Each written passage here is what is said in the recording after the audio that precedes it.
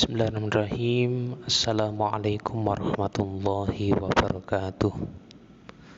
Bismillah, alhamdulillah, wassalatu wassalamu ala rasulillah. La hawla wa la quwwata illa billah.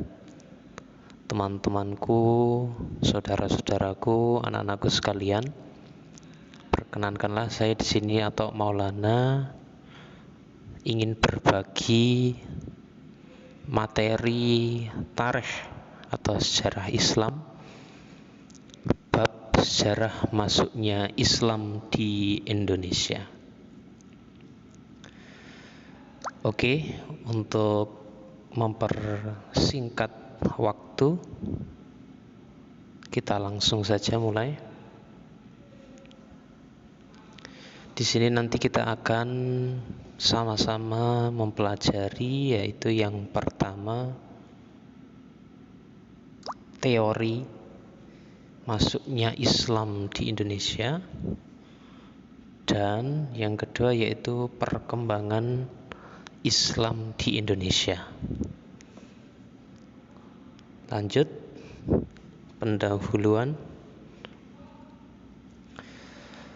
Kita bisa lihat di situ, yaitu penduduk Indonesia itu dalam catatan statistik menempati jumlah populasi penduduk terbesar keempat di dunia. Ada Cina, India, Amerika, terus Indonesia. Dan umat Islam di Indonesia termasuk umat Islam yang mayoritas, bahkan terbanyak di dunia. Jadi sekitar 23% dari jumlah total penduduk dunia itu adalah umat Islam. Dan di situ yang mayoritas itu adalah umat Islam dari Indonesia. Kita bisa lihat di situ perkembangan Islam di Nusantara itu tidak lepas dari peran ulama, wali, dai, dan pedagang muslim di seluruh Nusantara. Di Nusantara itu kita bisa ketahui bahwa dulu ada kerajaan-kerajaan di Aceh, di Jawa, di Banten, Cirebon, ada di Maluku, dan lain-lain, tersebar di seluruh pelosok Nusantara. Oke, lanjut. Selanjutnya kita bisa lihat di situ teori masuknya Islam di Indonesia. Ada teori pertama yang mengatakan bahwa Islam di Indonesia itu masuk dari Gujarat. Gujarat itu wilayah mana? Kita bisa lihat di peta itu yang biru itu. Jadi Gujarat itu sebelah barat India, masih masuk dalam negara India dari Gujarat. Terus ada yang mengatakan bahwa Islam di Indonesia itu dari Persia. Persia itu mana? Kalau sekarang itu wilayah Iran, Timur Tengah sana. Terus ada teori juga yang mengatakan bahwa masuknya Islam di Indonesia itu dari Arab. Jadi dari Arab langsung. Lanjut. Kita bisa lihat di situ Gujarat sebelah barat dari India. Menurut Pitchnapel, seorang peneliti, jadi Islam itu ke Indonesia bukan dari orang Arab langsung, melainkan dari pedagang Gujarat yang bermazhab Syafi'i yang berdagang ke dunia timur, salah satunya Indonesia. Buktinya apa? Yaitu penemuan arkeologis berupa batu nisan pada makam Sultan Malikus Saleh yang bertuliskan angka tahun 686 Hijriah atau 1297 Masehi di Kerajaan Samudra Pasai. Diketahui batu nisan itu memiliki kesamaan dengan batu nisan Maulana Malik Ibrahim atau Sunan Gresik yang wafat pada 1419 Masehi di Gresik, Jawa Timur. Ini yang menyatakan bahwa masuknya Islam di Indonesia itu dari Gujarat. Selanjutnya, teori Persia. Jadi ada yang mengatakan bahwa masuknya Islam di Indonesia itu dari Persia. Kita bisa lihat di situ poin pertama, yaitu adanya penemuan-penemuan batu nisan yang usianya lebih tua dari yang sebelumnya. Batu nisan tertua yang ditemukan bertuliskan nama Fatimah binti Maimun bin Hibatullah yang wafat pada tanggal 7 Rajab 475 Hijriah atau 1082 Masehi. Bentuk batu dan tulisannya sama dengan batu nisan Ahmad bin Abu Ibrahim bin Arad alias Abu Kamil yang wafat Kamis malam 29 Safar 432 Hijriah atau 1039 Masehi yang ditemukan di Phan Rang, Vietnam. Lalu apa yang membuat penemuan batu nisan ini digadang-gadang sebagai ini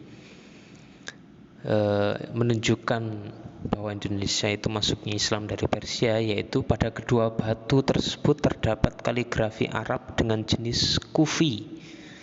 Jadi ada khot atau jenis tulisan kaligrafi itu kufi, itu bercorak Timur Tengah, itu dengan tanda hiasan bentuk kaligrafi atau lengkungan pada ujung yang tegak. Gaya huruf kufi seperti itu berkembang di Persia pada akhir abad ke-10 Masehi.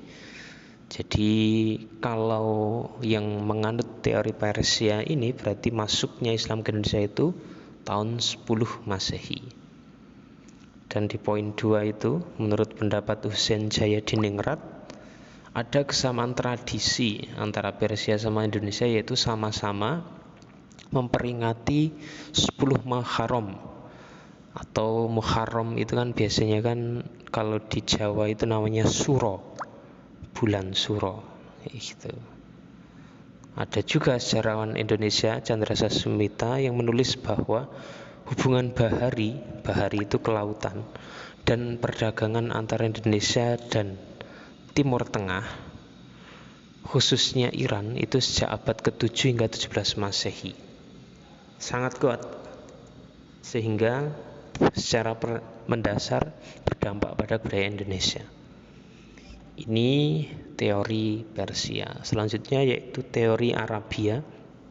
Kita bisa lihat petanya di situ, peta Saudi Arabia. Jadi kalau yang menganut teori Arabia berarti masuknya Islam ke Indonesia itu tahun 7 Masehi.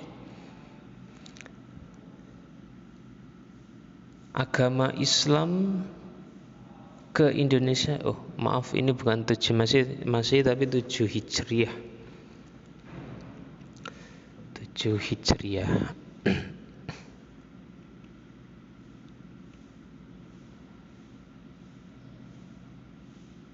Seperti itu. Ini juga bukan 7 Hijriah tapi abad ke-7. Abad ke-7. Kalau tadi yang teori Persia itu abad ke-10 berarti tahun 900-an. Kalau ini tahun 700-an Masehi. Agama Islam ke Indonesia berasal dari Arabia melalui beberapa jalur laut, yaitu yang pertama jalur utara berasal dari pusat Islam di Makkah dan Madinah melalui Damaskus, Baghdad, lalu masuk ke pantai sebelah barat India atau Gujarat, kemudian masuk ke Sri Lanka dan akhirnya masuk ke Indonesia. Ini jalur-jalurnya. Jalur selatan berasal dari Jazirah Arab melalui Yaman, menyusuri pantai barat India, Sri Lanka, lalu Indonesia. Ini yang teori Arabia. Lalu kita masuk ke perkembangan Islam di Sumatera. Jadi memang kita ketahui bahwa wilayah Nusantara yang pertama kali itu menganut Islam secara masif atau secara mayoritas itu pertama adalah Sumatera. Agama Islam masuk ke Sumatera itu pada abad ke-7 Masehi, langsung dibawa oleh para penyebar Islam dari Arab. Jadi secara langsung ini membuktikan bahwa salah satu bukti Indonesia itu penyebaran Islamnya itu dari Arab, yaitu contohnya adalah wilayah Sumatera ini pada abad ke-7 Masehi. Di sini di Sumatera itu dulu juga ada kerajaan Islam yang namanya Kerajaan Perlak, yang sudah menganut Islam dari pemerintahan dan rakyatnya, dan ada Samudra Pasai juga yang memeluk agama Islam. Nah, perkembangan Islam di Sumatera ini berkembang dari Pasai ke Mamlak, Tapanuli, Riau, Minangkabau, Kerinci, dan ke daerah-daerah lainnya. Selanjutnya yaitu perkembangan Islam di Jawa. Kita ketahui bahwa perkembangan Islam di Jawa ini merupakan perkembangan Islam yang melalui proses yang lama, karena dari pertama Islam masuk ke Indonesia tahun 7 Masehi itu bisa berkembang dan diterima oleh masyarakat Jawa itu pada sekitar abad 15 sampai 16 Masehi. Kayak gitu. Jadi melalui pendekatan yang sangat lama sekali. Dulu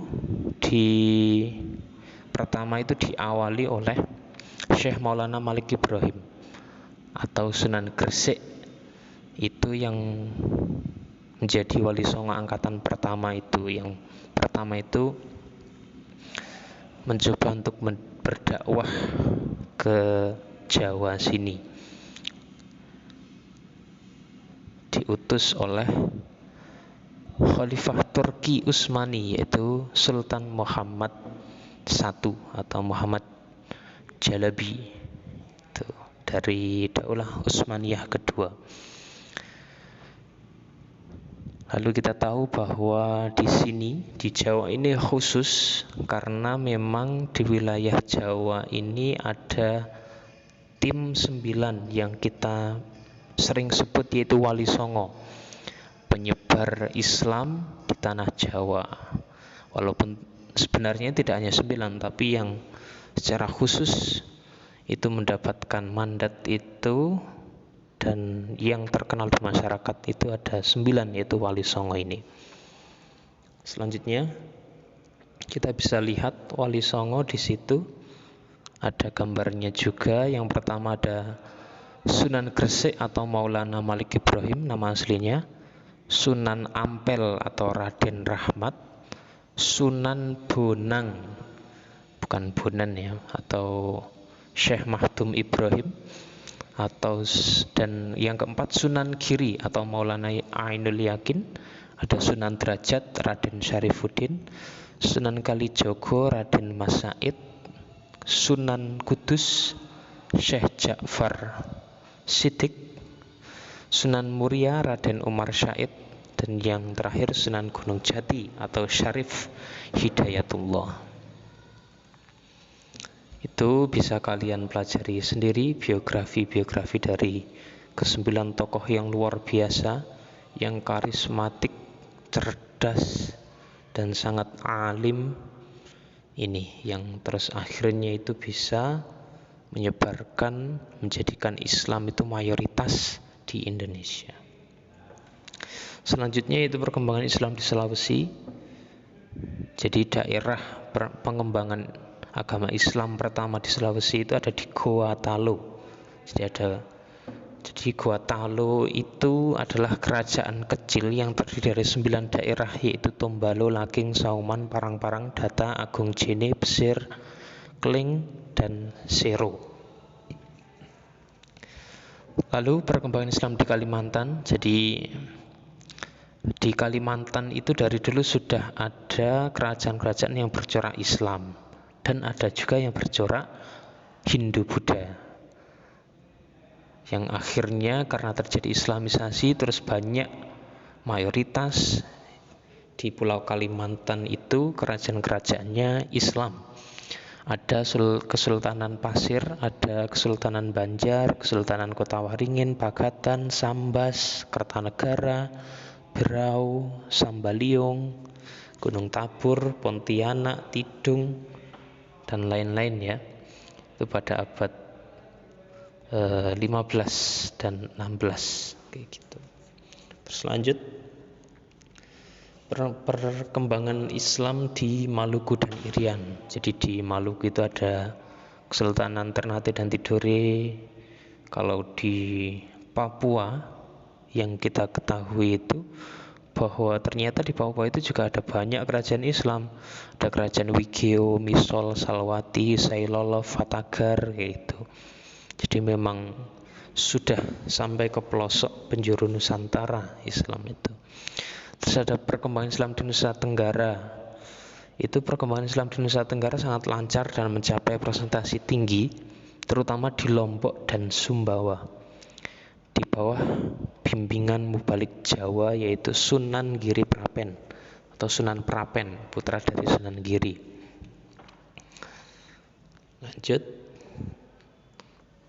Oke, selesai ya. Alhamdulillah. Semoga apa yang saya sampaikan ini bermanfaat dan mohon maaf atas segala kekurangan. Hadana wa iyyakum wa lafu minkum. Assalamualaikum warahmatullahi wabarakatuh.